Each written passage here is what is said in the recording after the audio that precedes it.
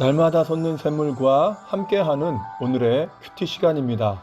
10월 22일 금요일 오늘의 말씀은 예레미야 39장 1절에서 10절까지의 말씀입니다. 유다의 시드기야 왕의 제9년 열째 달에 바벨론의 느부갓네살 왕과 그의 모든 군대가 와서 예루살렘을 에워싸고 치더니 시드기야의 제11년 넷째 달 아홉째 날에 성이 함락되니라. 예루살렘이 함락되매 바벨론의 왕의 모든 고관이 나타나 중문에 앉으니 곧 네르갈사레셀과 삼갈네부와 내시장 살스기미니 네르갈사레셀은 궁중장관이며 바벨론의 왕의 나머지 구관들도 있더라. 유다의 시드기야 왕과 모든 군사가 그들을 보고 도망하되 밤에 왕의 동산길을 따라 두담 샘물을 통하여 성읍을 벗어나서 아라바로 갔더니 갈대아인의 군대가 그들을 따라 여리고 평원에서 시드기야에게 미쳐 그를 잡아서 데리고 하마 땅 리블라에 있는 바벨론의 느부갓네살 왕에게로 올라가매 왕이 그를 신문하였더라. 바벨론의 왕이 리블라에서 시드기야의 눈앞에서 그의 아들들을 죽였고 왕이 또 유다의 모든 귀족을 죽였으며 왕이 또 시드기야의 눈을 빼게 하고 바벨론으로 옮기려고 사슬로 결박하였더라. 갈대아인들이 왕궁과 백성의 집을 불살르며 예루살렘 성벽을 헐었고 사령관 누부사라단이 성중에 남아있는 백성과 자기에게 항복한 자와 그 외에 남은 백성을 잡아 바벨론으로 옮겼으며 사령관 누부사라단이 아무 소유가 없는 비민을 유다 땅에 남겨두고 그날에 포도원과 밭을 그들에게 주었더라. 새로운 아침입니다. 여호와 라파, 하나님은 우리를 치료하시는 분이십니다. 하나님은 하나님의 백성들이 범죄할 때 끊임없이 회개하라고 하셨고 회개하지 않으면 징계의 심판으로 예루살렘이 멸망할 수밖에 없음을 누누이 말씀하셨습니다. 그리고 3차에 걸친 바벨론의 침입으로 많은 사람들이 포로로 끌려가게 됐죠. 그리고 오늘 본문은 예루살렘이 바벨론의 느부갓네살에 의해서 완전히 무너지는 장면이 언급되는 것입니다. 그렇다면 오늘 본문에서 주시는 메시지는 무엇일까요? 두 가지 정도로 생각해 보는데요. 첫 번째는 하나님의 말씀은 신실하다는 것입니다. 선포된 말씀대로 이루어진다는 것이죠.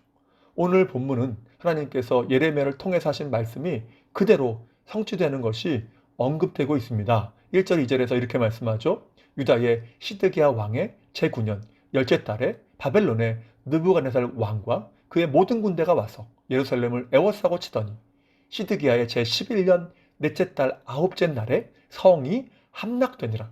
시드기야와 백성들은 하나님의 말씀과는 달리 혹시 자신들이 바벨론 왕의 손에서 벗어날 수 있지 않을까 하는 헛된 소망을 품으면서 회개를 거부하고 돌이키지 않았지만 하나님께서 선지자들을 통해서 끊임없이 말씀하신 것처럼 예루살렘이 무너진 것입니다.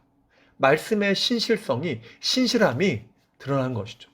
오늘 본문에 몇 가지 일들을 봐도 하나님의 말씀의 신실함은 여실히 드러납니다. 5절에서 말씀하죠. 갈대아인의 군대가 그들을 따라 여리고 평원에서 시드기야에게 미쳐 그를 잡아서 데리고 하마 땅 리블라에 있는 바벨론의 왕 느부갓네살 왕에게로 올라가매 그를 신문하였더라. 이것은 예레미야가 계속해서 예언했던 건 아닙니까? 시드기야가 결코 바벨론 왕의 손에서 벗어날 수 없다는 것이죠. 지난 화요일 설교에서 나누었지만 예레미야는 혹시 심판이 면제되지 않을까 하는 헛된 희망을 가진 시드기야에게 분명히 예언했죠. 예레미야 37장 17절입니다. 왕이 바벨론 왕의 손에 넘겨질 것입니다. 이것이 하나님의 말씀입니다. 이것은 한두 번이 아니라 계속해서 예언되었던 말씀입니다. 그리고 그 말씀대로 바벨론 왕에게 잡혀서 끌려가고 있는 것입니다. 뿐만 아니라 7절에서는 뭐라고 합니까? 왕이 또 시드기야의 눈을 빼게 하고 결박하였다. 그런데 이것도 역시 이미 예언된 것이죠. 에스겔서 12장 13절 하반절입니다. 그를 끌고 갈대아 땅 바벨론에 이르리니 그가 거기에서 죽으려니와 그 땅을 보지 못하리라. 무슨 말씀입니까? 시드기야의 눈이 실명하게 된다는 것입니다. 그런데 시드기야가 그 예언대로 두 눈이 뽑힘으로 실명하게 된 것이죠. 그렇습니다. 하나님의 말씀은 너무나 신실합니다. 그래서 두렵기도 하죠. 이사야서 55장 11절에서 말씀하죠. 내 입에서 나가는 나의 말도 헛되이 내게로 되돌아오지 아니하고 나의 기뻐하는 뜻을 이룰 것이다. 사람들이 아무리 말씀이 그래도 아닐 수도 있지 않을까라는 그러한 헛된 희망을 품는다고 할지라도 말씀은 그 말씀대로 이루어진다는 것입니다. 그런 면에서 말씀의 신실성은 시드기야에게는 두려움으로 다가왔을 것입니다. 왜냐하면 시드기야는 자기의 뜻을 고집하면서 돌이키기를 거부했고 하나님의 말씀은 그러한 자에게 심판을 선포하기 때문입니다. 그러나 하나님을 사랑하며 주님을 의지하고 그 말씀에 순종하는 자에게는 말씀의 신실함이 한없는 위로와 평안이 되는 것입니다. 왜냐하면 주님은 그러한 자에게 영원한 은혜와 지키심으로 함께 하신다고 약속하셨기 때문입니다. 그렇습니다. 하나님의 말씀은 신실합니다. 그렇다면 중요한 것은 우리 자신일 것입니다. 우리가 얼마나 하나님의 말씀에 신실하게 반응해서 회개하며 순종하는 삶이 되고 있는가라는 것입니다. 그렇다면 이 말씀의 신실함이 우리 각자에게는 어떻게 다가옵니까? 두려움으로 다가옵니까? 아니면 위로와 격려함으로 다가옵니까? 그것을 생각해 보기를 원하고요. 그러므로 말씀을 들을 때마다 겸허하게 받고 회개할 것은 회개하며 돌이키는 삶이 되어서 말씀의 신실함이 저는 늘 행복하고 든든합니다라고 하는 그 말씀이 위로가 되는 복된 삶 되시기를 주님의 이름으로 축복합니다. 자, 두 번째 메시지는 무엇입니까? 우리 모두 그리스도의 심판대 앞에 서게 된다는 것입니다. 여러분, 얼마나 많은 사람들이 심지어는 믿는다고 하는 자들까지도 하나님의 뜻과 그리고 말씀과는 상관없는 삶을 살아갑니까? 마치 이 땅의 삶이 영원할 것이며 하나님의 심판이 없을 것처럼 살아가는 것입니다. 아마도 시드기야 왕도 그랬을 것입니다. 설마 나에게 그러한 심판의 날이 오겠나 생각했겠죠. 그렇지 않다면 그렇게 회개하지 않고 자기의 생각을 고집하면서 살아가는 것이 가능하겠습니까? 불가능할 것입니다. 그런데 결국 어떻게 되었습니까? 이 시드기야는 말씀대로 그 심판의 날을 만난 것입니다. 오늘 본문은 두 가지의 그림을 우리에게 보여줍니다. 하나는 예루살렘과 시드기야에게 임한 하나님의 심판이고 또 하나는 모든 인류에게 임할 하나님의 최후의 심판입니다. 그렇습니다. 우리 역시 모두에게 심판의 날이 임할 것입니다. 많은 사람들이 그렇지 않을 것처럼 살아가지만 그 누구도 예외일 수 없다는 것이죠. 그래서 고린도후서 5장 10절에서 이렇게 말씀하죠. 이는 우리가 다 반드시 그리스도의 심판대 앞에 나타나게 되어 각각 선악간에 그 몸으로 행한 것을 따라 받으려 함이라. 먼저 모든 사람이라고 하고 그리고 반드시라고 하죠. 모든 사람이 반드시 그리스도의 심판대 앞에 선다는 것입니다. 그럼에도 많은 사람들이 주님이 하실 그 심판을 잊고 살아갑니다. 이로 인해서 믿음이 잠들기도 하고 나태함과 불순종의 삶을 살아가기도 하죠. 그래서 마태복음 24장 42절에서 말씀하죠. 그러므로 깨어있으라. 어느 날에 너희 주가 임할는지 너희가 알지 못함이니라. 그날이 언제인지는 모르지만 반드시 임할 것이기 때문에 깨어있으라는 것입니다. 그런데 성경은 우리가 그날을 잊고 사는 이유를 이렇게 말씀합니다. 누가복음 21장 34절이죠. 방탕함과 술취함과 생활의 염려로 마음이 둔하여지고 뜻밖의 그날이 덕과 같이 너희에게 임하리라. 여기서 방탕함과 술취함은 삶의 평안과 풍성함 속에서 찾아오기 쉬운 것들입니다.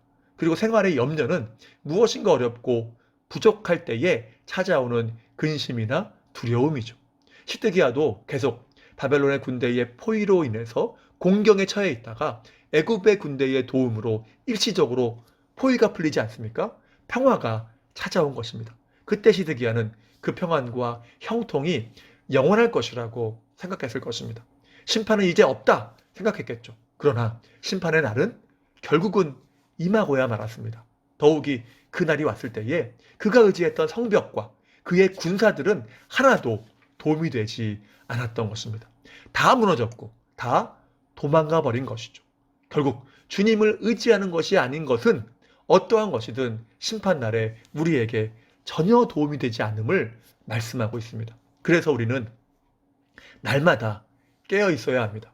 주님을 사랑해야 되고 기도와 말씀과 순종함으로 깨어 있어야 하는 것이죠. 왜냐하면 그 심판의 날은 우리가 깨어서 주님을 기억하며 말씀을 따라가는 삶이든 잠들어 주님의 말씀과는 상관없는 삶이든 우리 모두에게 임할 것이기 때문입니다. 그러므로 우리가 먼저 하나님의 말씀의 신실함을 인정하고 온전히 붙잡기를 원합니다. 그리고 그 말씀을 순종함을 통해서 주님과 동행함으로 그리스도의 심판의 날이 덕과 같이 임한다 할지라도 그 날이 두려움의 날이 아니라 위로와 기쁨과 행복의 날이 될 수 있는 믿음의 복된 삶 살아가시기를 주님의 이름으로 축복합니다.